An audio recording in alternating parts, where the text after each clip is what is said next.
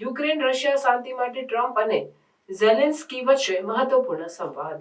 ઝેલેન્સ્કીએ તેમના પુત્રમાં યુક્રેનની શાંતિ માટેની તત્કાળ ઈચ્છા વ્યક્ત કરી, જે અગાઉ વ્હાઇટ હાઉસમાં થયેલી નિષ્ફળ બેઠક પછી આવ્યું છે. ટ્રમ્પે તેમના સંસદના સંબોધનમાં જણાવ્યું હતું કે રશિયા તરફથી પણ શાંતિ માટે સકારાત્મક સંકેતો મળ્યા છે. તેમણે જણાવ્યું હતું કે બંને દેશો વચ્ચે તાત્કાલિક શાંતિ ચર્ચા શરૂ કરવાની તેમની યોજના છે, જે યુદ્ધના અંત માટે મહત્વપૂર્ણ પગલું છે.